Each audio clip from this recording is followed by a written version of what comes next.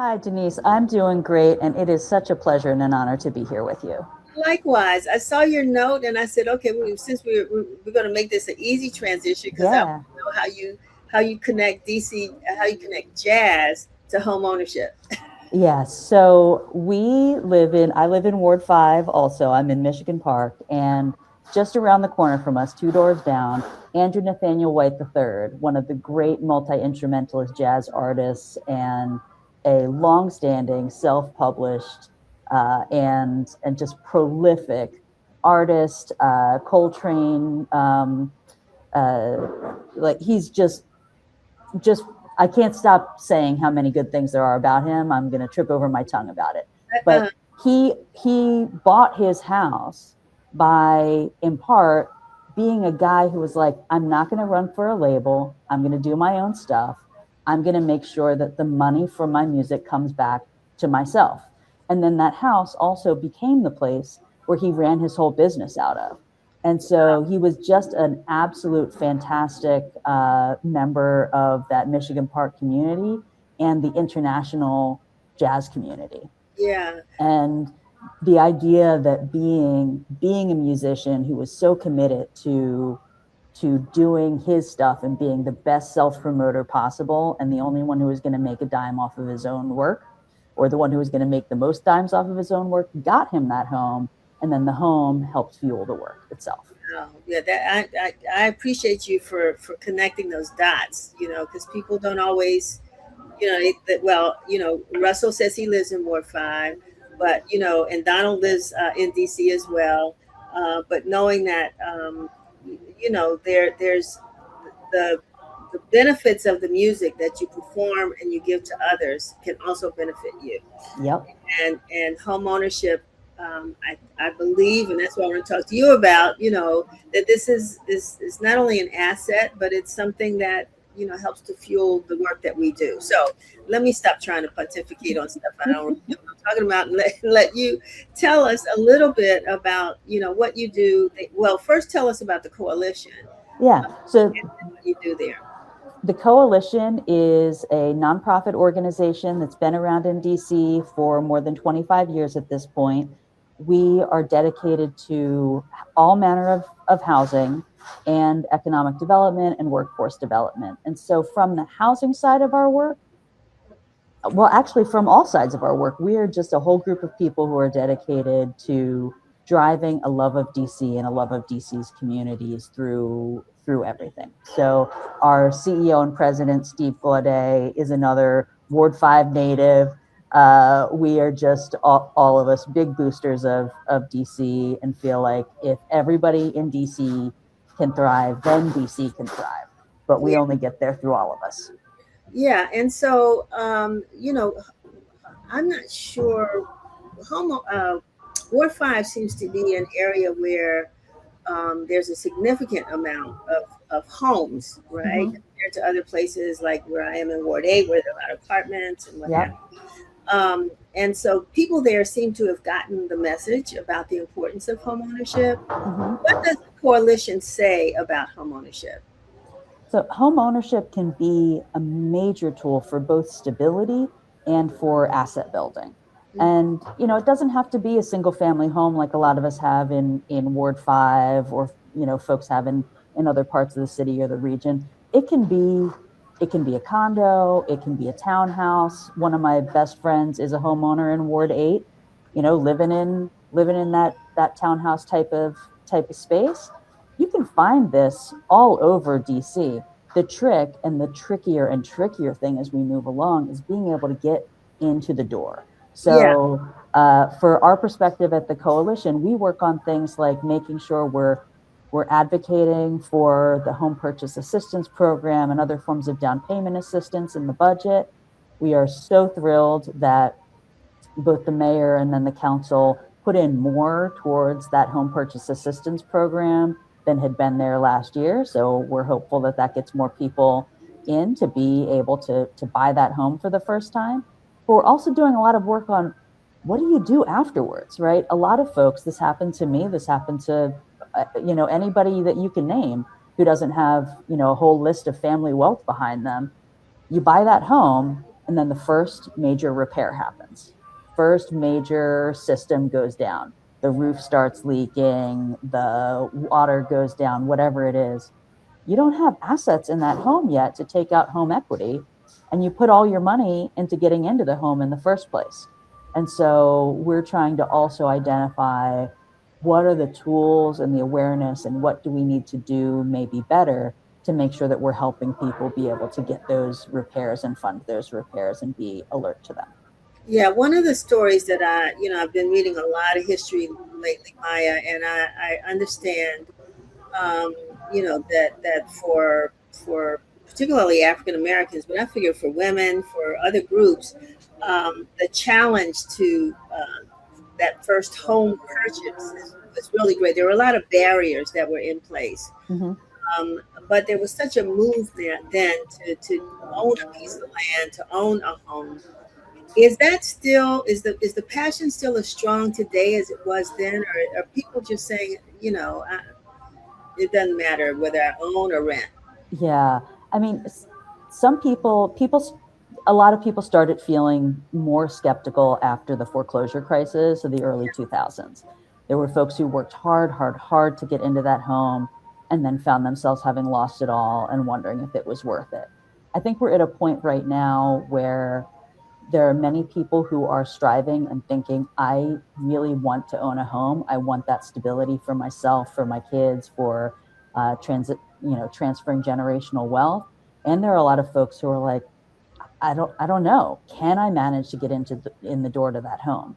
Yeah, And what we would encourage, the same sort of thing that I would encourage about any major life choice is like look into it, figure out what's there.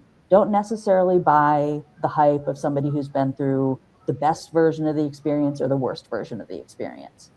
Go have some home ownership counseling or talk to a lot of folks, try to figure this out. If your job is going to move you around all over the place and you're not comfortable becoming the landlord of that home, if you need to move away for a little bit and have it become a rental, if you're not going to sell it, then maybe renting is a better solution for you. But if you're feeling like, no, I could do that, I want the stability, I want to know what my bills are going to look like in the future, but I'm comfortable with the fact that I may have to save a lot or borrow a lot for that roof, because that's the sort of thing that a homeowner gets stuck with, even though the monthly bills through the mortgage often become much more predictable. in addition, because we're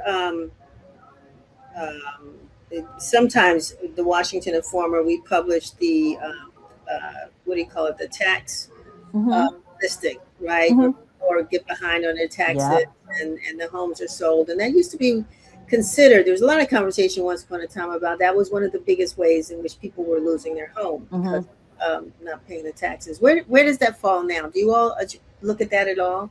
So we haven't looked at that a whole lot. We often refer to our partners in the community-based organization space and folks that do homeowner legal support around that. The taxes and utilities can both be serious costs for a homeowner. If you are seeing your utility bills go up and you think it's not just because the rates are high, but you're an owner and you're like, maybe I have a leak or something like that, there are organizations, there are the Rebuilding Togethers and the Yahads and the Marshall Heights Community Development Organization. There's all kinds of groups around that you might be able to say, hey, what do you know about how I figure out about repairs? Yeah, On the tax side of the situation, that is something that is a probably much bigger can of worms, but the same right. places Yeah, would probably be able to help direct. And in fact, when people contact us, you can go to thecoalitiondc.org and find out how to contact any of us. We will also help kind of go down those lines to figure out who should you contact. yeah. Before I let you go, we Mhm. still have a few more minutes though. But you all have a home purchase assistance program that you administer there, right? Well, we do not have that. We have a working group focused on that home purchase assistance Okay. program, trying to make sure that we are understanding what's going on with DC's home purchase assistance program. we've recently had a home repair program where we had gotten funding to be able to help mostly seniors deal with roof repairs and mold and things like that. And we are hoping to be able to get the funding to do that again. In the Wow. meantime, DC does have a program, and we would be, we'd love to work with DHCD to help folks become aware of their program for repairs, as well as make sure that that program is as easy as possible to work with. Do you? Oh, I'm sorry. No, go ahead. No, the home repair program, because I know during a lot of these candidate forums, people brought that up as an issue, particularly as you said, Mhm. the seniors who, one, don't have the resources, they're on fixed income, and their houses are, they're having major issues with their home that they cannot afford to repair. Right. So, what was the experience like for you all? I mean, did you find that there Yeah. were lots of people knocking on your door and There were lots of people knocking on the door, lots of people who I would run into folks all over the community who knew me, knew I worked at the coalition, and they were like, "Hey, I heard you have a senior home repair program." I'm like, "Yes, let me tell you how to get in touch with folks." And so we ended up being able to repair more than 100 homes with the amount of grant dollars that we got in for it, and helped folks with, just major situations where roof leaks had been going on for so long. They'd been waiting to figure out how they could manage it for so long that there were, walls that needed to be replaced from mold, kitchen floors that had gotten warped from it, all that sort of stuff. And so being able to make sure that at the end of that, we know that more than 100 seniors in DC are able to live in their homes safely again and feel like this is an asset, and maybe be able to have it be that asset that you can transfer along to your kids, to your grandkids, to your next generation. That's just priceless, and that's why we would so love to be able to find another grant partner for a program like that to spark back up, or just help make sure that DHCD's program is as strong and well funded as possible for people to use that. Wonderful, Maya. I really appreciate you coming on, particularly at the last minute. And when we had reached out to Steve, and so at this point, I think there were a lot of things we could have talked about. But before we let you go, is there something that you would like to share with us that we haven't talked about so far that folks need to know about the coalition and the work that you all do? Yeah, so everyone is more than welcome to contact us. We do work with owners, with builders, with realtors, with renters, with tenants associations. We are really a big tent about DC housing and economic development and workforce development issues. So whether you're a small business and want to get in touch about that, my colleague Yvette is on that side. Anything on the housing side, you can get in touch with me, and Steve is a great person overhead all of it. If you've got an issue that's about people and places in DC, and you have an idea that you want to do something to make things better, we are all about partnering and driving those sorts of things forward. So please always do get in touch, and hopefully we'll see you around the community as well. Well, we want to appreciate you for joining us today. And at some point, we might want to get you back on and talk about, the whole mission of workforce housing, how that's kind of evolving in the District of Columbia. That was another issue that, the candidates spoke about a lot. So absolutely. Oh, there are so many housing issues to talk about, and so many great ways to move forward. I mean, we are just we can't wait to see what the future holds, because there's a lot of people who love DC and are so invested in making sure that DC can continue to be the great place for Native Washingtonians and everybody else who has adopted it. So thanks a lot. We don't have to wait until next June to have these conversations. We do not. We surely do not. Right. So we will have you back. Thank you, Maya, so much for being with us today. Maya Thank Brennan. you so much. Yes. We appreciate it. All right. Have a great day. You too. Where do you